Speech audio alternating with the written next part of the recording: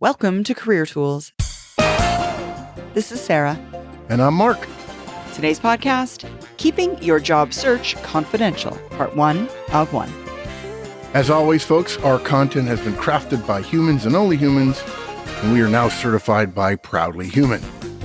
The questions this cast answers are, how do I keep my boss from finding out I'm looking for a new job? That's a good question. How do I interview without my boss finding out? And is it disingenuous or unethical to interview with the competition? If you want answers to these questions and more, keep listening. Most people become managers before anyone teaches them how. They're handed a team and expected to figure it out. The Effective Manager Conference is built for professionals who want to be ready before the promotion, not scrambling after it. One day, proven tools, real practice time, results you'll use immediately. Register as an individual or bring it to your team at manager-tools.com/EMC. Mark, I thought we would continue our recent Career Tools theme, talking about job searching, job searches. And today we're going to be talking about how to keep your job search confidential. Folks, this is a really common concern that we hear from job seekers in terms of how do I search for a new role without my current employer finding out that I'm searching for a new role? And we completely understand it's a real risk and it's one that's definitely worth taking seriously. Yeah. There's some simple things you can do, right? Yeah, exactly. Yeah. But can I just tell you, when we did this, when Wendy and I did this cast, I was surprised. I was surprised that people needed help. In fact, one of the questions we got quite frequently was, do I have to tell my boss? I'm like, whoa, dude, no, right? You don't. And I was just surprised that this was a question. Like, I don't think I ever knew that anyone would think that whatever I do in my own time is my business and I don't have to tell the company about it, right? Yeah. Work and family separate. So I was very surprised. And Wendy said, because she had been a recruiter more recently than I had, said, oh my gosh, this is a huge issue. Everybody's asking about it. You're absolutely right. And folks, we go so far as to say that this concern around, is my job search being done with my employer's best interests as well as mine at heart, kind of causes some folks from making a delay in embarking on a job search. Yes. Because they're not really sure how to tackle it. So today we're going to answer that. How do you keep your current employer from finding out about your search for a new job? Yeah. And it's a very simple outline. We only have 2 items. First, you've got to change your paradigm. You've got to see this differently than the way you are that's causing you to have that question. And the second one, not to put too fine a point on it, don't be stupid. Exactly. Okay, so let's start with the first part, change your paradigm. Folks, the frustrating part about this question for us is that it's really the wrong question. What executives, and we're doing a Career Tools podcast today, so folks, we know that you're not probably executives, but that doesn't mean you oughtn't think like one in an effort to model your career.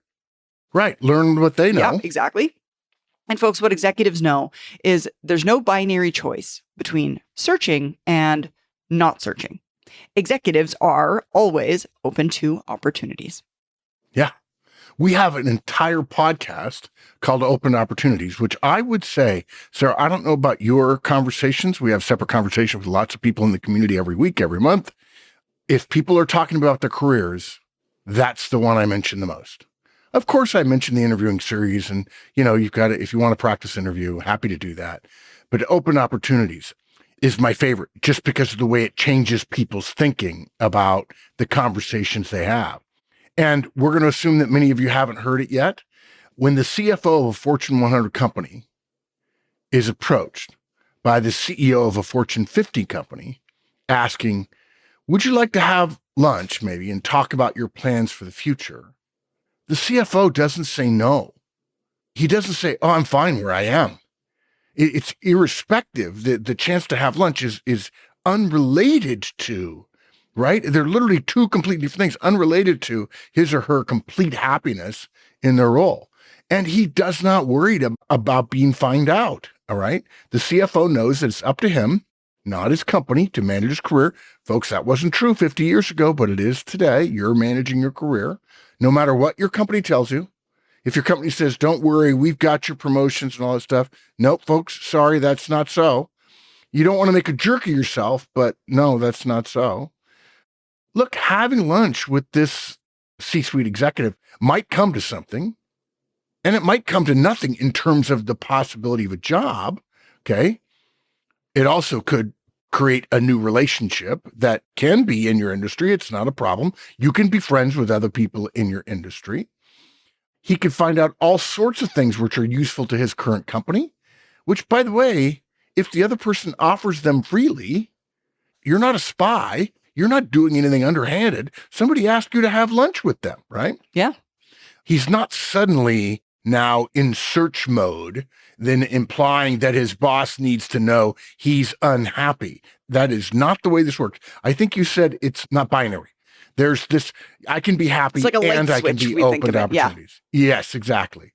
And those opportunities might be about his career, might be about a merger, might be a joint venture, a customer recommendation, could be anything. Exactly.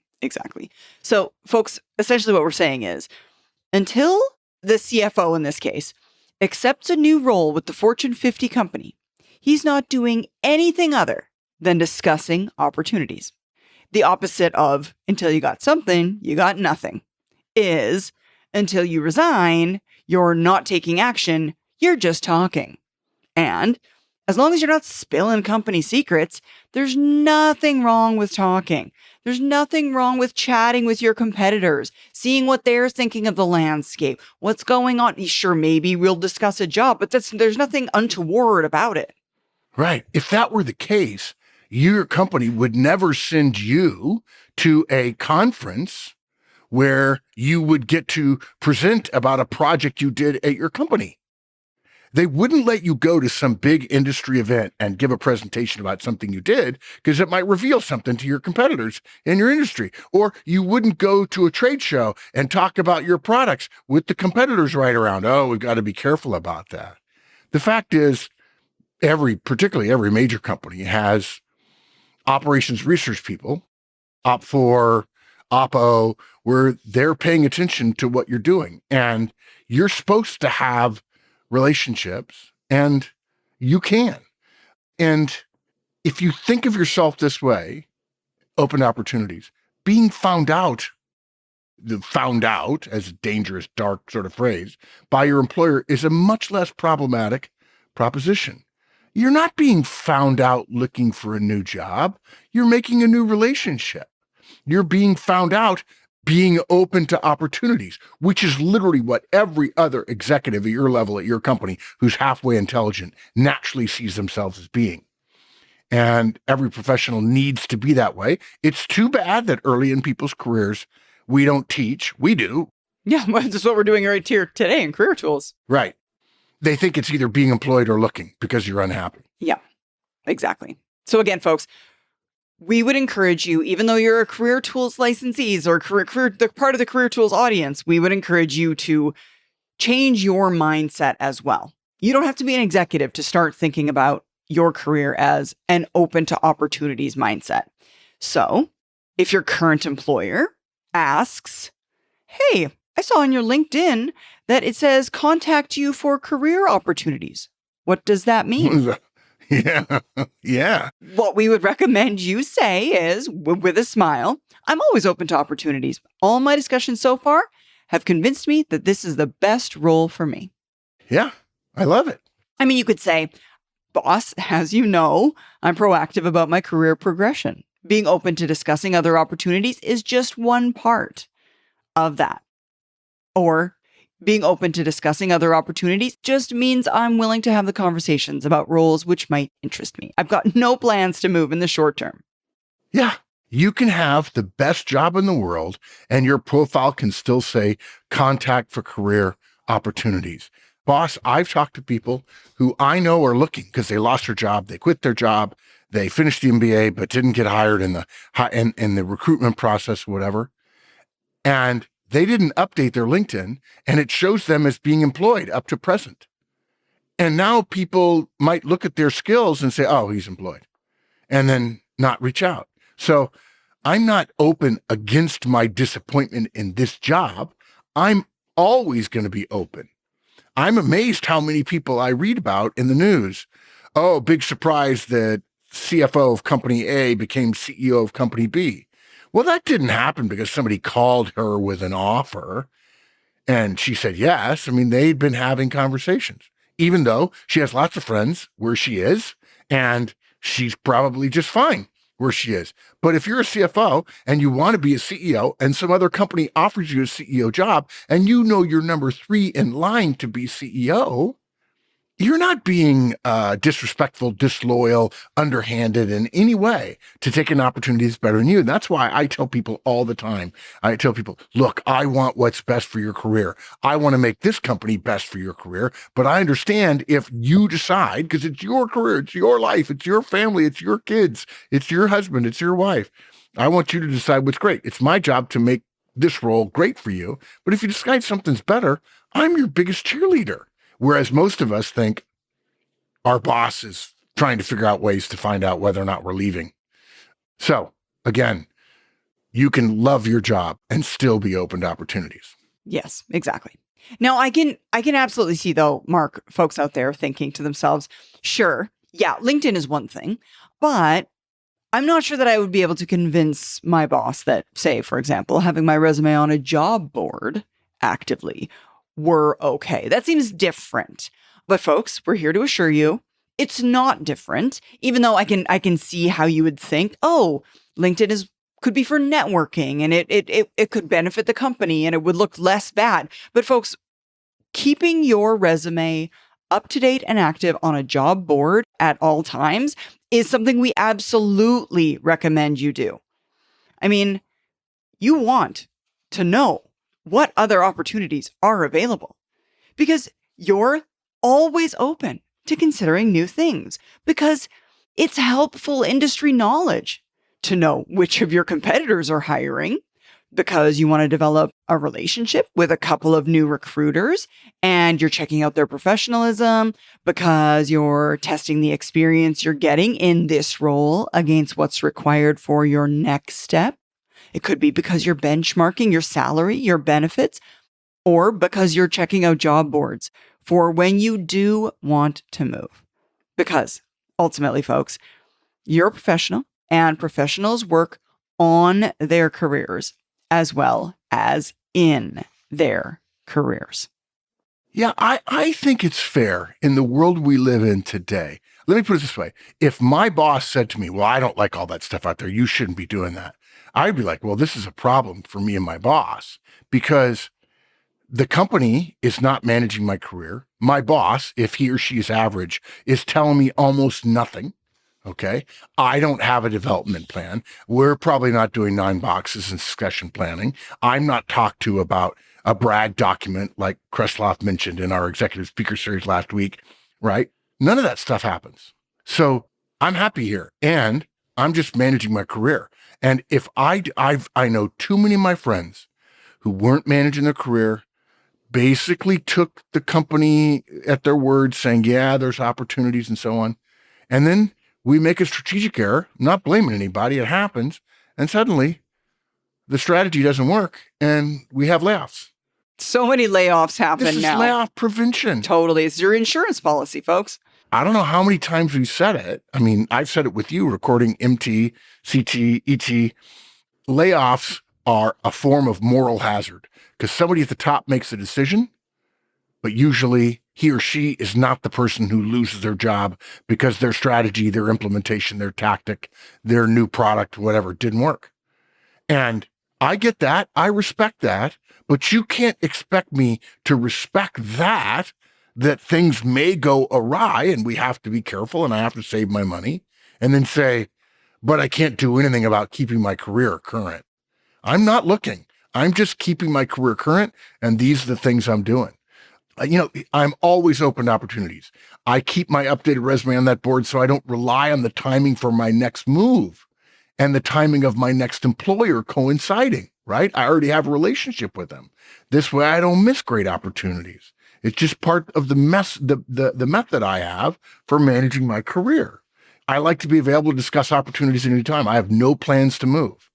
I'm not looking for a new job. Those are, you can say that. Now, if you are actively looking for a job, you don't say, I'm not actively looking. You say, I keep an updated resume on job boards I think will be useful in order to keep an eye on their quality, and the other examples that Sarah used.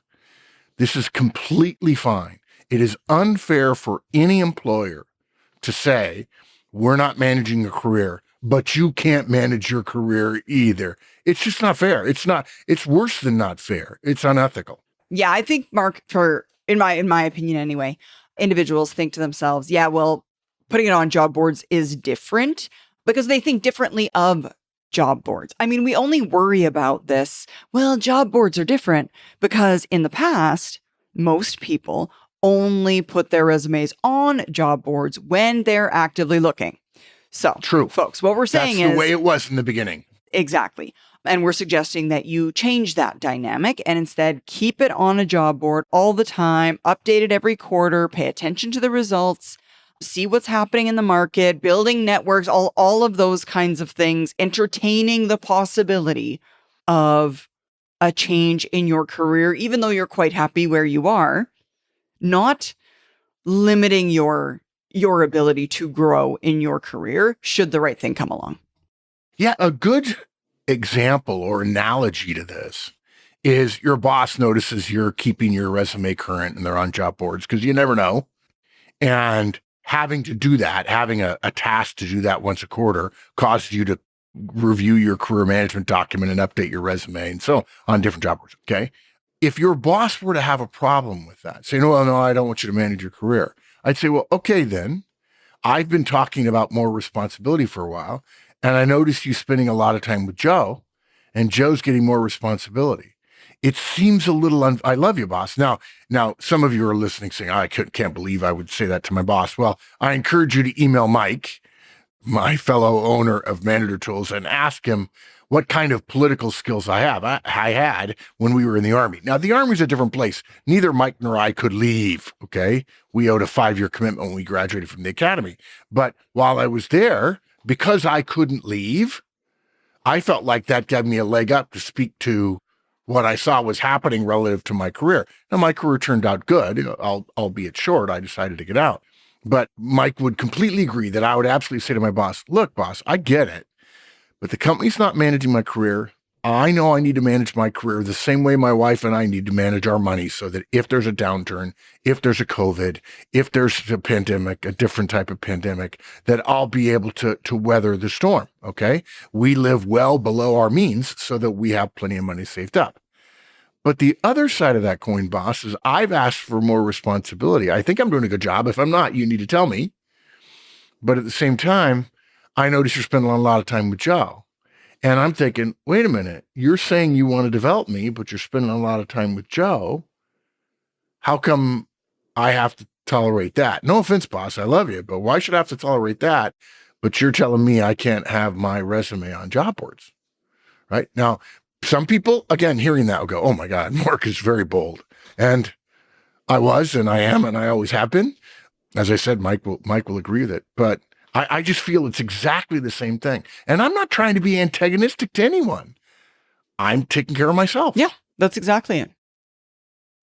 One of the most common reasons professionals skip development is the travel, the flight, the hotel, the 2 days out of the office. Manager Tools provides all their training virtually. Same curriculum, same behavioral framework, same practice time. Fully virtual, fully live, and fully worth your day. See all of our upcoming options at manager-tools.com/register. All right. So, folks, let's move now into the second part of our guidance today, which is don't be stupid. Yeah.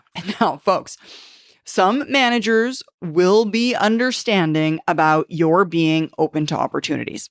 Some insecure managers won't.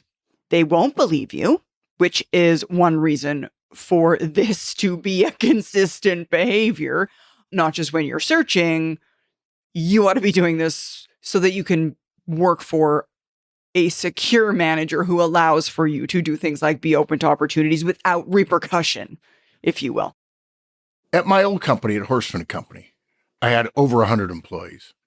An anonymous employee sent me a note saying, hey, this person who is in South Carolina has her resume on a job board. Oh, really? Yeah, an employee, a good employee. Good, doing good work. And this is back before text messaging, and everything was on the phone. Zoom didn't exist. Everything was on the phone. And so I just called. And as it happened, I got voicemail. And I said, hey, I just want to let you know something. I heard that your resume is on a job board. I want you to know, okay? I know, and it's okay.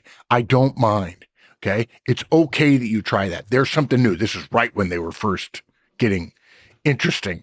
I'm totally okay with it. Please don't take it down. Don't be embarrassed. You have to manage your career. I'll be your biggest cheerleader. If you find a better role for you and your family, I'm going to wish you well. I'm going to be the boss. That it's easy to leave if you're making it for the right decision. At the same time, hard to leave because I'm handling this so professionally and with personal concern for you and your family. And she called crying. I'm like, that's not what but that's how I feel about it. And I think it's a two-way street. And too many managers, in my experience, think it's a one-way street. Oh, no, we don't have to be loyal to you. We might lay you off, but you have to be loyal to us. And you use the word that I really like, insecure. Mm-hmm. So since you can't always tell what kind of manager you have, don't be stupid. So here are a few things not to do when engaged in a job search.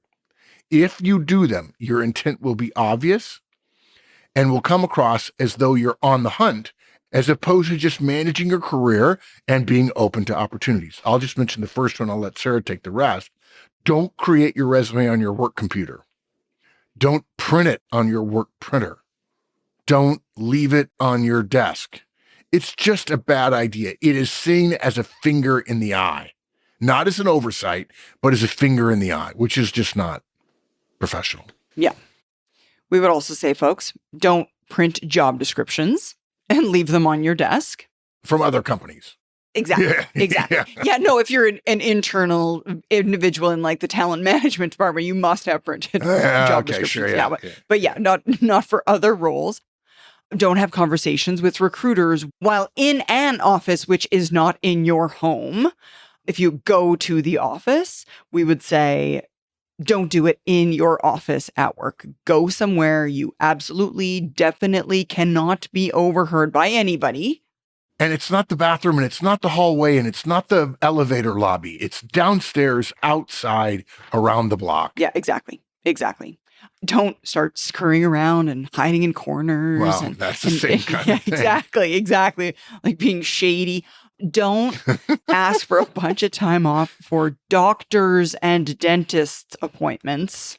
I say in quotation marks. Don't call in sick to go to interviews. Things like that.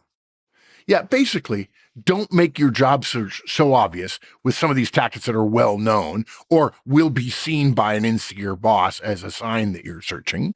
By the way, you can not be searching and go on an interview. That's totally fine. And when your boss says what you're doing, if you don't have a great relationship with your boss, you could say, actually, I just had some free time or whatever. Or you could say, actually, I didn't expect it, but I ended up getting interviewed. I'm not going to take the job, but I just want to let you know. So whether you're working in a shared office or at home, it's just good practice not to leave items laying around like resumes, cover letters, and the like.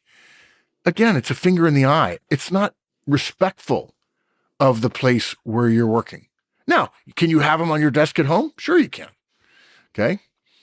And should you be careful because you might be on a virtual call and be shuffling things and that looks like a resume? Okay, then you do have to be careful about that. You may think there's no way it'll happen, but it does. Don't be that person or your job hunt will begin much sooner than you're ready for. Even though it will probably be for the wrong reason because your boss is being vindictive, it doesn't matter. You won't be in charge of the narrative at that point. Yeah, that's the thing. It doesn't matter. So folks, to wrap it up, if you change your paradigm from searching/not searching to always being open to opportunities, the question, are you searching for a new job, goes away in an instant. When you're always networking, always keeping your resume current, always maintaining your professional presence, there's nothing to hide. No one questions whether an executive is job searching when they're active on LinkedIn or attending industry events, because executives are always working on their careers. And that doesn't make them not loyal. It makes them professional. And you should be doing the same. Model the executives you know and always be working on your career. And if somebody expects you to hold a standard held to a standard where you can't work on your career, that's wrong. It's just wrong, folks. And you're not wrong to go ahead and do it. That's exactly it.